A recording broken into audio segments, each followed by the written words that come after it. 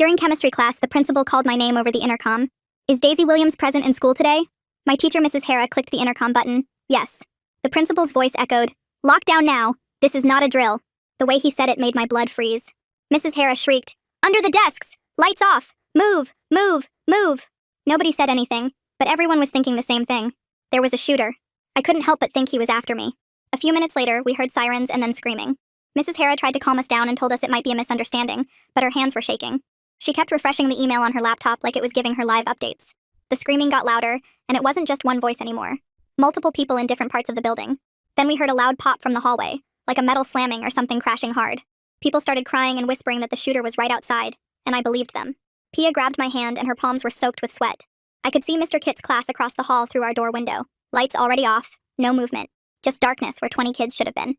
I looked at our teacher, and for the first time in my life, I saw her cry. She sat with us, hugged the younger kids, and told us it would be okay. But after a while, she got up again and walked back to her laptop. Then we heard it. Footsteps running past our door. Thud, thud, thud. I couldn't help myself. I had to look. 2 paramedics were sprinting down the hall pushing a wheeled stretcher, the kind you see on medical shows when someone's heart stops. "Get away from the door, Daisy," Mrs. Hara whispered, voice shaking. She was scared too. I sat down and immediately texted everyone what I had seen. Even Mrs. Hara stood up slowly and crept to the door to check the window before opening it. That's when it flung open. The principal stood there with an actual cop who had his hand resting on his gun. "You, Daisy, come with us immediately." My worst fear confirmed. The shooter had sent them, or maybe they thought I was involved somehow. Mrs. Hara looked between them and me, confused. "Get your things, honey," Mrs. Hara said. And that scared me more than anything because in 3 years of chemistry class, she'd never called me honey. Every single person was staring at me as I grabbed my backpack with shaking hands. The hallway was complete chaos. More cops than I'd ever seen in one place. I heard a paramedic shout, "We're losing him! Move!" as he flew past us. My classmates were pressed against the door windows in every room watching me get escorted by police like I was a criminal. They steered me to the main office but past reception into the conference room. The cop finally spoke. "Your dad is here." Well, my parents are divorced and I hadn't seen him since I was 7, so now I was really confused. "Dad?" He grabbed me in a hug so tight I couldn't breathe, and his whole body shook against mine. "I'm so sorry, baby. I'm so sorry." My ex-Marine father, who always encouraged me to be stoic and suppress my feelings, was crying his eyes out. "Sorry for what? What's happening? Is there a shooter? Are people dead?" I pulled back to look at him and he held my face in both hands. His hands were freezing. "There's no shooter, baby." That's when he completely broke down. "There was an accident. Your mom was jogging this morning and drunk driver. Hit and run. She didn't make it. She's gone." The principal cleared his throat. "We were coming to get you when Mr. Terrence fell down the back stairs. He had severe head trauma, and the emergency response got mixed with..." I stopped listening after that. I stuffed my mouth with the sleeve of my hoodie and screamed as hard as I could. My knees gave out under me, and the pain felt so grounding that I continued to bang my head against the floor. Over and over. "She was going to the bank," Dad whispered, "to deposit money for your senior trip. She wanted to surprise you." Later that night, I was lying in bed staring at nothing when my phone buzzed. Unknown number. I almost ignored it, but something made me look. It was a video attachment. There was my mom jogging down the sidewalk in her pink Nike jacket. Then a car appeared at the end of the street. Mom looked up and saw the car. Then she did something that made my blood turn to ice. She smiled and did that stupid little salute thing. 2 fingers too. Her forehead then pointed out. The same dorky greeting she'd done with my dad every morning since their army days. Even after the divorce, she'd joke it was muscle memory. I dropped my phone. That wasn't some drunk driver. Mom knew whoever was in that car. And they knew her too. I kept staring at my phone screen in the dark bedroom, playing the video over and over. Each time I watched it, that salute made my stomach twist harder. Mom's hand went up to her forehead, 2 fingers out. Then she pointed forward with this little smile on her face. The 10th time I watched it, I noticed something else. The car slowed down for just a second when she did the salute, like the driver was making sure it was really her. My hands wouldn't stop shaking. I couldn't sleep after that, so I grabbed my laptop from my desk and started searching online. First I typed 2-finger salute military, and got tons of results. It was called a scout salute, something veterans did as an inside greeting to recognize each other. The article said it was like a secret handshake for people who served together. That meant whoever killed Mom was probably military too. Probably someone who knew Dad from back when they were both in the army. My brain kept spinning with this information all night. When morning came, I dragged myself to the kitchen where Dad was already making eggs. His hands shook bad when he poured coffee into his mug and half of it spilled on the counter. He just stared at the puddle for a few seconds before grabbing paper towels. I wanted to show him the video so bad, but something stopped me. Maybe he already knew more than he was saying. Or maybe seeing it would completely break him. We ate breakfast without talking, just the sound of forks scraping plates. Going back to the school felt completely unreal. Everyone stared at me in the hallways like I might shatter into pieces. Some kids whispered when I walked past. Others gave me these sad looks that made me want to run away. Mrs. Hara pulled me aside after chemistry class while everyone else filed out. She asked if I needed extensions on my lab reports and homework assignments. I just nodded because I couldn't focus on anything except that video playing in my head over and over. At lunch, Pia found me sitting alone in the corner of the cafeteria. She wrapped me in this huge hug that lasted forever, and I started crying again, even though I thought I was out of tears. She didn't ask any questions or try to make me talk. She just sat there with me while I tried to eat the sandwich Dad packed, but it tasted like cardboard in my mouth. Every bite was hard to swallow. I couldn't handle being at the school anymore, so I skipped last period and walked to the street where Mom died. There were flowers everywhere, some fresh and some wilting in the rain that had started falling. People had left cards and notes saying how sorry they were. The rain made everything smell like wet paper and dying plants. I noticed fresh tire marks on the pavement that the rain hadn't washed away yet. They curved slightly, like the car had swerved toward the sidewalk on purpose. That evening back home, I finally worked up the courage to text the unknown number back. My fingers typed, "Who are you?" and I hit send before I could chicken out. 3 dots appeared immediately, showing someone was typing on the other end. The dots stayed there for almost a minute, then disappeared completely. No message came through, but at least I knew someone was watching. Someone who wanted me to know the truth. Dad ordered Chinese takeout for dinner, getting all of Mom's favorite dishes even though she wasn't there to eat them. We sat at the table with way too much food between us. After a while, he started telling me about their first date at a Chinese restaurant near the army base. He said Mom ordered everything too spicy and pretended it didn't burn her mouth because she wanted to look tough. His voice cracked when he talked about how she chugged 3 glasses of milk when she thought he wasn't looking. Then he excused himself to the bathroom and I heard him crying through the door. Later that night, I heard him on the phone in his office.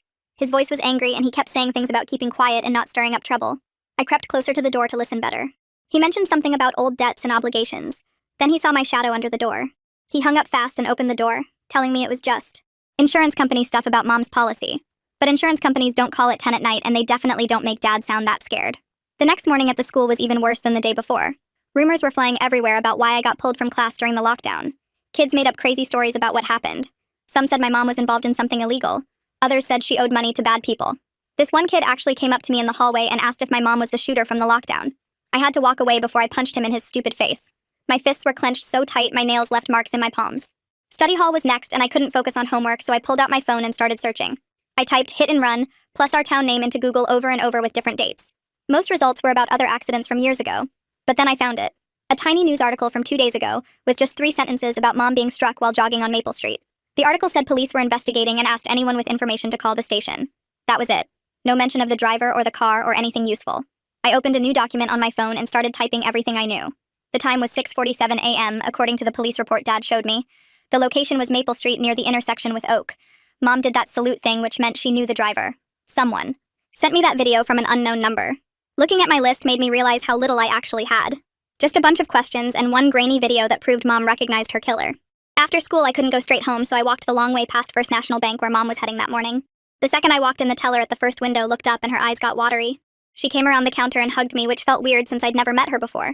She told me Mom came in every week and always talked about me.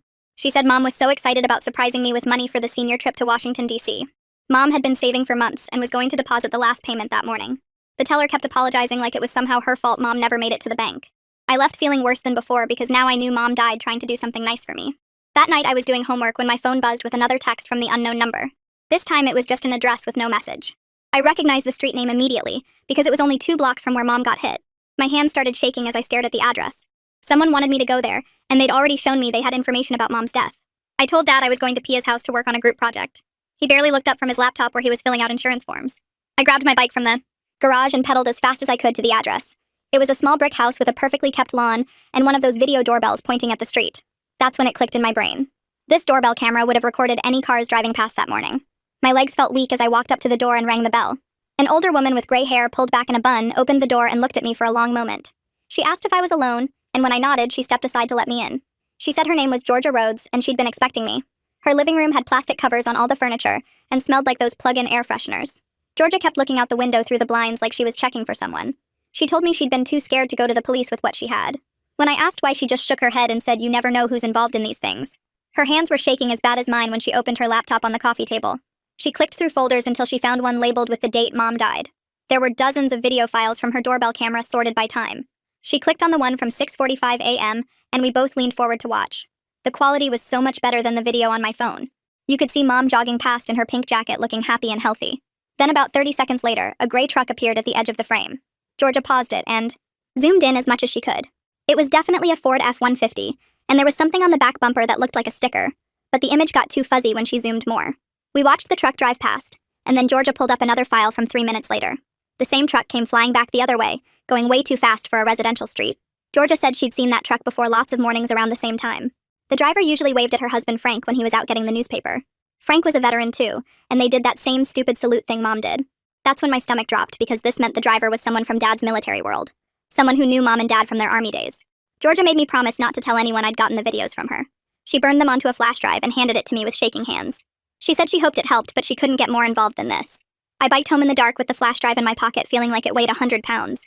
The porch light was on, and Dad was sitting on the front steps with his arms crossed. His face was red, and I knew immediately he'd called Pia's house. The second I got close enough, he started yelling about trust and honesty and how he couldn't lose me too. I wanted to tell him everything about Georgia and the video, but something made me keep quiet. We stood there on the porch with him demanding to know where I'd really been and me refusing to answer. I started walking past him toward the house, but he grabbed my arm and pulled me back. His grip was tight enough to hurt, and I yanked away hard.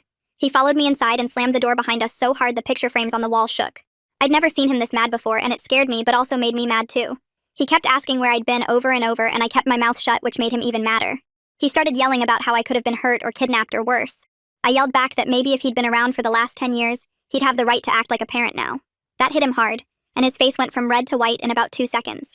He said he was trying to protect me, and I screamed that Mom was dead. So what was the point of protection now? We stood there in the living room just staring at each other and breathing hard. Neither of us said anything about the video or what we both probably knew about who killed Mom. He went to his room and slammed that door too, and I went to mine and did the same. I could hear him on the phone again talking low and angry to someone, but I couldn't make out the words. The next morning we ate breakfast without talking, and he left for work without saying goodbye. I waited until his car was gone, then looked up the number for the police station on my phone. The lady who answered sounded bored until I said I had information about the hit and run on Maple Street. She transferred me right away to someone else who said his name was Detective Alan Holt. His voice sounded tired, like he'd been up all night, but he perked up when I explained I had video footage. He said he could meet me after school at the coffee shop near campus if that worked for me. I agreed and spent the rest of the day barely paying attention in class. Pia kept asking if I was okay, and I just nodded because I couldn't explain everything yet. After the final bell, I walked to the coffee shop and saw a guy in his 30s sitting in the corner booth with a notebook. He stood up when I walked over and shook my hand like I was an adult, which felt weird. He bought me a hot chocolate and we sat down across from each other. I showed him the video on my phone and his eyes got serious as he watched Mom do that salute. He pulled out his notebook and started writing fast while asking me questions about the timestamp and where it came from. I told him about Georgia Rhodes and her doorbell camera and gave him her address and phone number. He wrote it all down and said he'd follow up with her right away. Then he asked if Dad had mentioned anyone who might have had problems with Mom. The way he asked made me think he already suspected something but wanted to see what I knew. I said Dad hadn't really talked about it much, which was mostly true. He gave me his card and said to call if I remembered anything else or got any more videos. That evening, Dad was in the shower and I could hear the water running upstairs. I went into his office and started looking through the filing cabinet where he kept old stuff. There was a box labeled Army Days that I pulled out and opened on his desk. Inside were tons of photos of Dad with other guys in uniform standing around tanks and trucks. I flipped through them fast, looking for anything that might help. Then I found one that made me stop breathing for a second. It was Dad with 4 other guys standing in front of a gray pickup truck. One of the guys looked really familiar, but I couldn't figure out why. I held the photo up to the desk lamp to see better, and that's when I heard the water shut off upstairs. I pulled out my phone and took a quick picture of the photo, just as I heard Dad's footsteps on the stairs. He walked into the office wearing his bathrobe with his hair still wet and saw me with the box open. He didn't yell or get mad this time. He just looked really tired and sad and sat down heavy in his desk chair. He looked at the photo in my hand for a long time without saying anything. Then he pointed at the familiar-looking guy and said that was Douglas Butler. They'd served together in Iraq and stayed friends after they got out. He said Doug had been having problems since he got back. The drinking got bad and he lost his job at the warehouse last year. His wife left him and took the kids. I stared at the photo and then at Dad and asked the question we were both thinking. Could Douglas have done this to Mom? Dad wouldn't look at me and just kept saying Doug wouldn't do something like that. But the way he said it sounded like he was trying to convince himself more than me. He said Doug was a good guy who just had some bad luck. I asked if Doug had a gray truck and Dad's silence was all the answer I needed. We sat there in his office not talking while everything started making sense. The next morning I told Dad I felt sick and needed to stay home from the school. He looked at me suspicious but left for work anyway. As soon as his car was gone, I opened my laptop and started searching for Douglas Butler online. It didn't take long to find what I was looking for. There was a news article from 6 months ago about a DUI arrest. Douglas Butler, age 38, arrested for driving under the influence and driving with a suspended license. That meant he shouldn't have been driving at all when Mom was killed. I kept searching and found his Facebook page, which was mostly photos of trucks and American flags. I was scrolling through his posts when a message popped up from someone named Maxim Acevedo. He said he was a reporter with the local paper and had seen my post in the community forum asking about the hit and run. He wanted to meet and compare notes about what we'd each found. My first instinct was to ignore him, but then I thought about Mom and how she deserved justice. I messaged him back and agreed to meet at the library after school tomorrow. The next day after school, I walked into the library and spotted Maxim sitting at a corner table with his laptop open and papers spread everywhere. He looked up when I got close and waved me over, then immediately turned his laptop screen toward me without even saying hello. The screen showed grainy black and white images from what looked like a traffic camera, and I could see the timestamp in the corner showing the exact morning Mom died. Maxime pointed at a blurry shape in one of the frames, and I leaned in closer to see better. It was definitely a pickup truck, gray or maybe silver in the bad lighting, heading down the street that connected to Mom's jogging route. The timestamp read 6:47 a.m., which was 12 minutes before someone called 911 about finding her body. My hands started shaking as I stared at the screen because this was real proof that someone was heading toward her. Maxim clicked to the next image, which showed the same truck from a different angle, and even though the license plate was too blurry to read, I could make out what looked like a veteran sticker on the back window. He pulled out a notebook and showed me his notes, pointing to where he'd written, Douglas Butler, VFW regular, with a bunch of times and dates underneath. According to what Maxim had found out, Douglas had been telling everyone at the VFW hall that he was homesick that morning with the flu. But when Maxim went to Douglas's neighborhood to ask around, the guy who lived next door said he saw Douglas leave his house around 6 a.m. carrying what looked like a toolbox. That was right when Mom would have started her morning jog, and Douglas knew her route because Dad had mentioned it at veteran gatherings when they were still married. I took pictures of everything with my phone while Maxim kept pulling out more papers, including printouts from Douglas's Facebook, where he'd been posting angry stuff about people who didn't appreciate veterans, and how the system was rigged against guys like him. 3 days later, I worked up the nerve to ask Dad if we could go to the VFW's Friday fish fry, because I said I wanted to understand more about his military friends, and maybe it would help us both heal. Dad looked surprised but agreed, probably thinking it would be good for me to see his support system. We drove there in silence, and I kept checking my phone, ready to text Detective Holt if I needed to. The VFW hall was this old building that smelled like cigarettes and fried food, with American flags everywhere and photos of veterans covering the walls. Dad led me to a table where a bunch of older guys were sitting, and that's when I saw him. Douglas Butler was laughing at something someone said, holding a beer and looking totally normal like he hadn't killed anyone. When he looked up and saw us, his whole face changed, going from happy to something else I couldn't quite read. He stood up real slow and walked over to us, and I could smell the beer on him from 3 feet away. Douglas grabbed my shoulder way too tight, his fingers, digging in, and said he was so sorry about my mom and what a tragedy it was. Then he started describing her pink Nike jacket, mentioning the reflective stripes on the sleeves, and how she always wore it for her morning runs. Details that made my stomach turn because there was only one way he could know that stuff so perfectly. I pulled away from his grip and said I needed to use the bathroom, then practically ran down the hallway past all the military photos and award cases. Once I was locked in the bathroom stall, I pulled out my phone and texted Detective Holt that Douglas was here at the VFW, and he'd just described Mom's jacket perfectly. Holt texted back immediately telling me to leave right now, that he was on his way, but I was already walking back toward the main room because I needed to see what would happen next. When I got back to the table, Dad and Douglas were deep in conversation, their heads close together and voices low. Douglas was saying something about obligations and old debts while Dad looked like he might throw up, his face all pale and sweaty. I heard Douglas mention something about a loan and keeping quiet about certain things that happened overseas, and that's when I realized there was some whole history between them I'd never known about. Dad saw me and tried to act normal, but his hands were shaking when he picked up his water glass. About 20 minutes later, Detective Holt walked in wearing jeans and a flannel shirt, like he was just another guy coming for fish fry, but I saw how his eyes swept the room and landed on our table. He walked over casual as anything and said hey to Dad like they were old friends, then sat down and started talking about the weather and local sports. But I watched him checking out Douglas's hands for scratches or bruises, and when Douglas put his keys on the table to get his wallet, Holt's eyes locked onto them for a second before looking away. The whole time Douglas kept drinking and getting louder, talking about how unfair life was and how some people got everything while others got screwed over. Later that night after we got home, I was brushing my teeth when Dad called my name real sharp from downstairs. I ran down and found him holding a piece of paper by the corner like it might burn him, his face white as a sheet. Someone had slipped it under our front door while we were in the kitchen, and it said, "Stop digging or you'll be next," in block letters written with black marker. Dad called 911 immediately, and within 10 minutes there were 2 cops at our house taking photos of the note and asking questions about who might have left it. They decided to post a patrol car outside our house for the night, and the officer said they'd have someone watching the house 24/7 until they figured out who was making threats.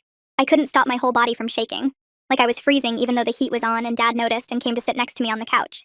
He stayed in my room that night, pulling my desk chair next to my bed and sitting there in the dark, just like he used to when I was 5 and had bad dreams about monsters. Neither of us said anything about how this was different because the monster was real and knew where we lived. The next morning at the school, I was falling asleep in first period when the office called me down, and I found Amy Lancaster, the school counselor, waiting for me with this concerned look on her face. She brought me into her office, which had all these motivational posters and a box of tissues on every surface, then sat down across from me with a yellow legal pad. She said she'd heard about what happened to my mom and wanted to check in about how I was managing school with everything going on.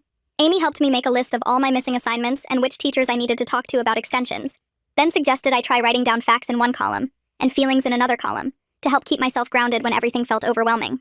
She gave me this special notebook for it and said I could come see her anytime I needed to talk or just needed a quiet place to sit. I was scrolling through my phone during lunch when I saw Maxime's article pop up on the local news site with the headline asking questions about recent traffic incidents in our area. He didn't name Mom specifically, but anyone who knew about the accident would recognize the details like the time and location and the fact that no driver had been arrested yet. The comments section was already going crazy with people sharing their own stories about accidents that seemed suspicious. And one woman wrote that her brother got hit by someone who supposedly fell asleep at the wheel, but witnesses saw the driver speed up right before impact. I screenshot everything and was about to text Dad when my phone rang and Detective Holt's name showed up on the screen. He told me they were making progress and had just gotten approval for warrants to pull phone records and check local body shops for any gray trucks that came in for repairs after Mom died. His voice sounded different this time, more confident, and he mentioned that the doorbell footage Georgia gave them was really helpful because it showed clear details about the truck's make and model. After school, I went straight home instead of staying for track practice and found Dad's car already in the driveway, which was weird since he never got home before 6. I walked in and found him sitting at Mom's desk, going through all her papers and folders, with this look on his face like he was about to throw up. He held up Mom's planner and pointed to an entry from 2 days before she died that said DB, loan discussion 3 p.m., written in her neat handwriting.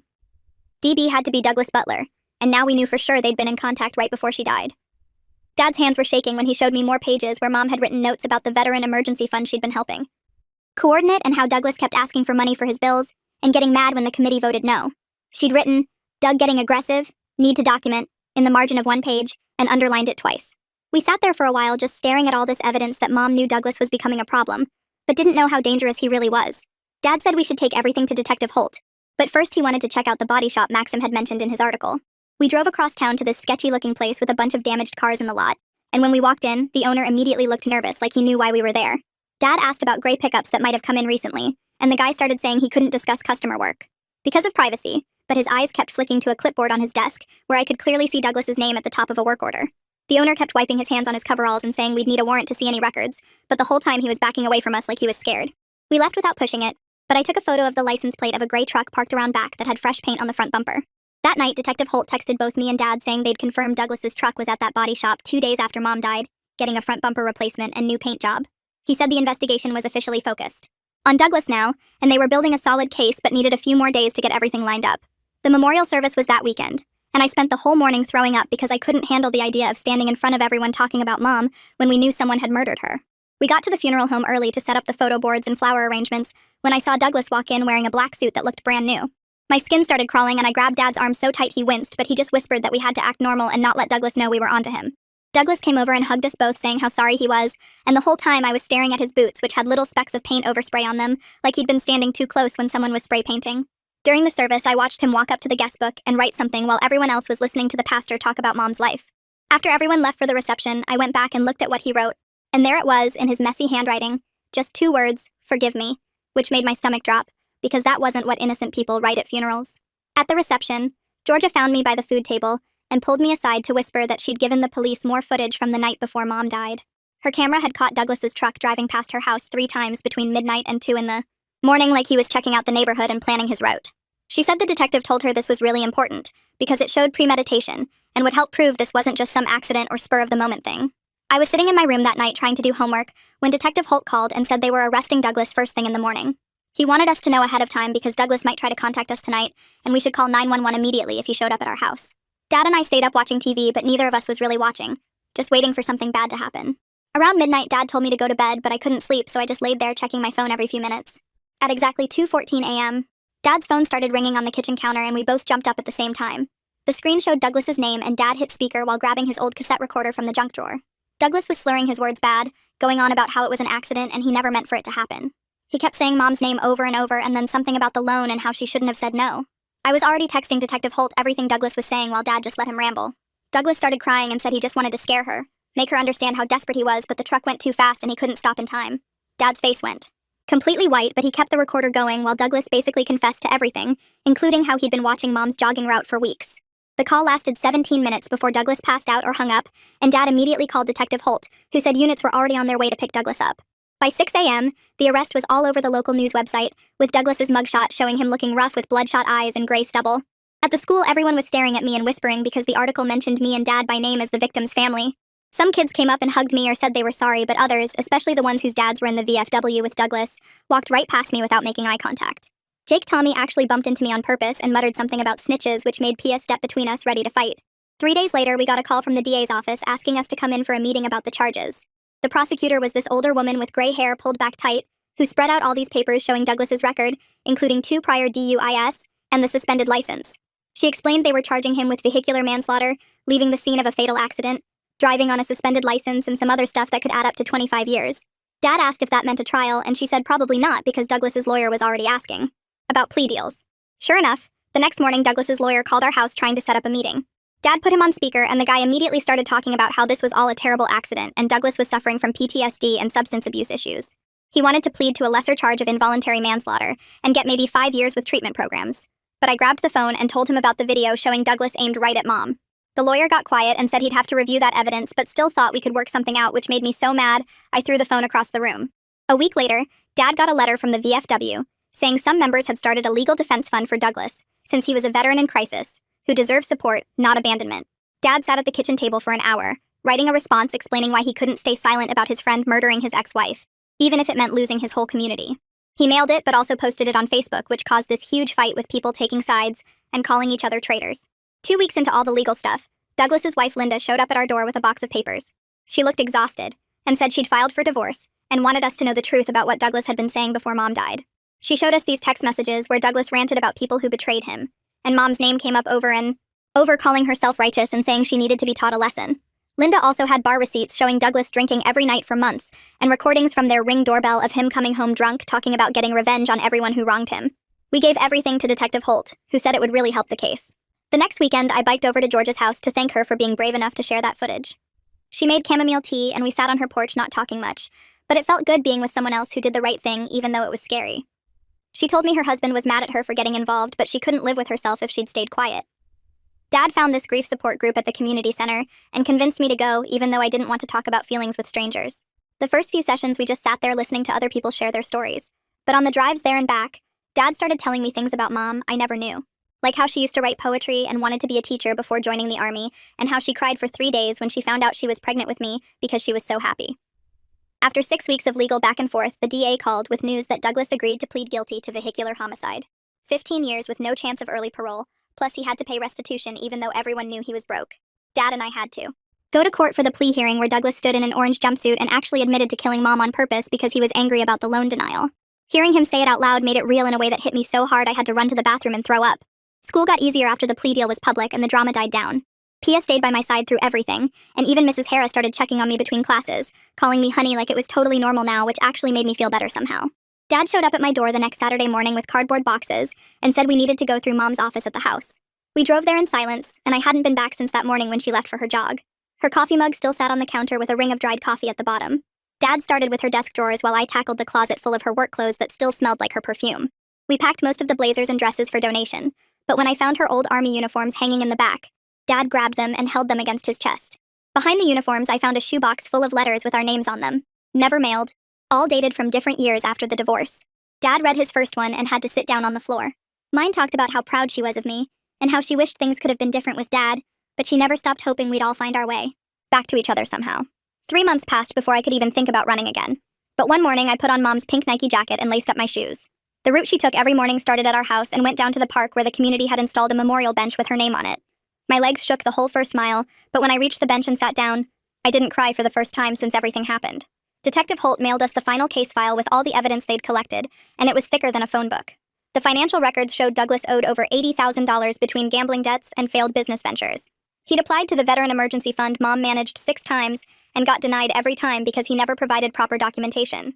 The detective highlighted one email where Douglas wrote that Mom was ruining his life by being so strict about the rules, and someone needed to teach her that actions have consequences. Dad started showing up at my school stuff after that. First, just my chemistry presentation, then the spring concert where I played clarinet, then even the stupid bake sale fundraiser. He met Pia properly at the concert, and she told him about how we'd been friends since middle school, and how Mom used to drive us to the mall every Friday. The college acceptance letters started coming in April, and I got into 3 schools, but the one that mattered came on Mom's birthday. The scholarship committee wrote that my essay about seeking justice while processing grief showed unusual maturity, and they were offering me a full ride. Georgia Rhodes called that same week to invite us for Sunday dinner, and it became this regular thing where we'd go over and she'd make pot roast while her husband talked to Dad about their service years. She told me once while we were washing dishes that testifying about the video footage was the scariest thing she'd ever done, but watching us fight for the truth made her realize some things are worth being scared for. At graduation, I pinned Mom's Army insignia on my gown right above my Honor Society cords, and when they called my name, Dad stood up in the bleachers and cheered so loud everyone turned to look. He was crying and clapping at the same time and didn't care who saw him anymore.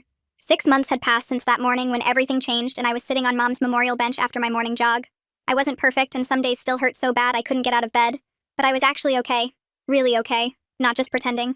Mom's death had torn everything apart, but somehow in all that destruction, Dad and I found each other again, and built something new from the pieces. The truth about Douglas came out, and justice happened even if it couldn't bring her back. I knew Mom would have wanted exactly this, for us to find our way back to being a family, even if she couldn't be there to see it. Time to close. The book on this journey, folks. Appreciate you letting me drop my clever quips and observations along the way today. If you made it to the end, drop a comment. Love reading all your comments.